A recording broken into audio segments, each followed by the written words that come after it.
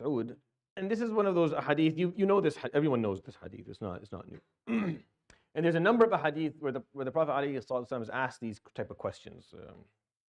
What's the best this or what's the best that? And I can only imagine people would be very interested to do that, because sometimes when you hear so much teaching, you would like to know what's the top three this, or what's the best, or what's the worst. The meaning of birr was alone, and it's important if you didn't attend yesterday, listen to it, because the concept of the definition of birr is very important. We're going to talk about birr al-walidayn and salat al-rahim and husn al-jiwar, and the importance of treating people around you with excellence. And the usage of the word birr, of course, here is important. So he said, سألت رسول الله صلى الله عليه وسلم أي الأعمال أحب إلى الله تعالى. Which of the deeds are most beloved to Allah? And these are the type of questions he got. What's the most beloved to God? What are the best? What's the worst? What's the, and the Prophet ﷺ would always have to come up with an answer or offer something. Some scholars say that this was revelation, meaning he was told word for word by Jibreel what they were. And some scholars say that based on his observations, ﷺ, meaning based on being taught and mentored by Jibreel for a long time, based on being exposed to the knowledge of Allah subhanahu wa ta'ala, he would see things. He saw parts of Jannah, he saw parts of Jahannam, and he was able to come from his own observation, say these have the heaviest in the mizan. He would, because ﷺ was exposed to a lot of this stuff, so he would tell us things based on, I saw this, so be careful of that, right? So, and when he told the ladies, right, he saw things, so he would explain what he saw and what he experienced. So this answer that he's going to offer could be revelation from Jibreel, or it could be from his observations, alayhi salatu wasalam. And scholars, Islamic scholars, are happy with both ways of interpretation, no problem. But it's an interesting question. Like, I remember just a few weeks ago, a young boy came and asked me a question, and he said, "What's your favorite hadith?" And he completely stumped me. I had nothing. I could not. And actually, he got me interested. So I went home and said, like, what is my favorite? So I started putting together a list. I put a list of like 450 hadith. That's way too much. So I cut it down to 100, and I still have no idea what to go by. But if the Prophet ﷺ was asked these type of questions, he had to come up with answers. Like, what's the most important this, or what's the best act of worship? What's the heaviest in the mizan? And actually, I have when I was in university, I used to put these together. I used to clump up a hadith that have similar wordings to them, or similar questions the Prophet ﷺ was asked, and then I would put them together. And I'm going to do that, inshallah, once we're done this theme, the theme of the summer, the themes of the summer. I'm going to, inshallah, in the fall, switch the kind of, spice things up a bit. And instead of doing topic-based themes, I'll do pattern-based themes, meaning hadith that have the same patterns, or the same wordings are in them, just for the benefit of kind of looking at things from a different angle. So he's asked, alayhi salatu wasalam, أَيُّ الْأَعْمَالِ أَحَبُّ إِلَى اللَّهِ تَعَالَى? Which of the deeds are most beloved to Allah subhanahu wa ta'ala? فَقَالَ الصَّلَاةُ عَلَى وَقْتِهَا. To pray on time. In his assessment, alayhi salatu wasalam, this is the most beloved act of worship to Allah subhanahu wa ta'ala. The fact that you take the appointment you have with him seriously. The fact that when he gives you an appointment, you show up for it. You don't feel like you don't have to, or it's not important enough, or you have things that are more important to you than to meet Allah subhanahu wa ta'ala and speak to Allah subhanahu wa ta'ala, invocate him and supplicate him and be in his presence, Jalla Jalaluhu, that you see that to be very important. That's why it's most beloved to him. He gives you an appointment, you show up to it. Most beloved act of worship to Allah subhanahu wa ta'ala. And of course, that's his own lecture. قال قلت ثم أي, and then what's next? فقال ثم بر الوالدين. And then showing your parent. Bir is showing the best you've got, as I explained yesterday. Bir is the best you've got. What's the best you got? That's your bir.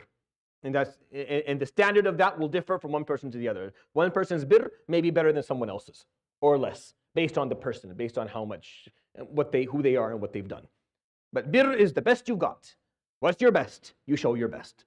And in the Quran, Allah subhanahu wa ta'ala used the term وَبَرًّا بِوَالِدَيْهِ or وَبَرًّا بِوَالِدَتِي, but he used a more interesting term, right? What was the other term he used with walidain?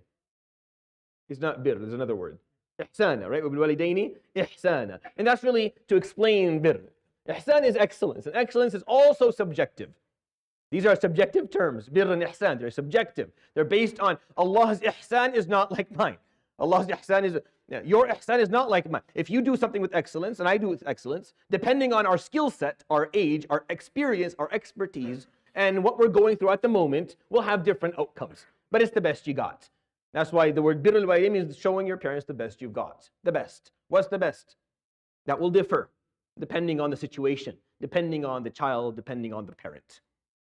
So when you come and ask me questions, and it's a long half an hour story, you have to tell me first about your, you can lead me into any direction you want for me to tell you whatever you want to hear about your relationship with your parents. But what it comes down to is, are you showing them the best you've got, knowing that this is what they actually want? Or are you trying to make up a criteria and say, well, they don't fit it and I don't have to do that anymore. I don't want to do that. Think of that. It's very important. Very important. قال قلت ثم أي, and then what? فقال ثم الجهاد في سبيل الله, and then striving for the sake of Allah subhanahu wa ta'ala and dedicating your life and your time for serving Him subhanahu wa ta'ala. قال حدثني بهن ولو استزدته لزادني. He told me those things, alayhi salatu wasalam. And if I asked him for more, he would have given me more. If I told him, then what? He would have told me. And then what? He would have told me. ولم يفعل رضي الله عنه. He stuck with 3 and then he stopped. Probably because the Prophet alayhi salatu wasalam was, he told them not to ask all these questions all the time. So he felt like 3 was more than enough and he had to be quiet at that point. But he gave us something beautiful, these 3 gems. What the most beloved things to Allah? Your appointment with Him. So that you're always in connection with Allah subhanahu wa ta'ala, that you never lose it. You're always speaking to Allah, you never forget about Allah. Allah does not, because He doesn't forget about you. He never forgets about you, so don't forget about Him. And make sure that that appointment is sacred to you and you treat it with the sanctity that it deserves. And then make sure you show your parents the best you've got. And we'll talk about that more. I will bore you more with this as we go along. But I do want you to at least start thinking about those, especially my younger brothers and sisters, because as you grow up, birr is going to be a big part of your life. As you go into your 20s and 30s, it becomes important what it's going to look like. I've worked in the geriatric medicine field, where you have to go to, where you're on certain wards, or you have to go to certain homes, and it ain't pretty. It's not pretty. Not pretty at all. And I think it comes from a lack of understanding of what this word actually means. And then the third one is the jihad fi sabilillah. It doesn't mean combat specifically. It means striving. For you to strive for the sake of Allah, for you to dedicate yourself for a cause that serves Allah subhanahu wa ta'ala. These 3 things is what Allah subhanahu wa ta'ala loves the most. Think about them, inshallah. We will all find benefit within them. I hope that was a benefit. يروي الإمام البخاري والإمام مسلم كل في صحيحه عن عبد الله بن مسعود رضي الله عنه قال سألت النبي صلى الله عليه وآله وصحبه وسلم أي الأعمال أحب إلى الله تعالى فقال الصلاة على وقتها قلت ثم أي قال ثم بر الوالدين قلت ثم أي قال ثم الجهاد في سبيل الله قال حدثني بهن ولو استزدته لزادني صدق رسول الله صلى الله عليه وسلم سبحانك اللهم وبحمدك أشهد أن لا إله إلا أنت أستغفرك وأتوب إليك وصلى الله وسلم وبارك على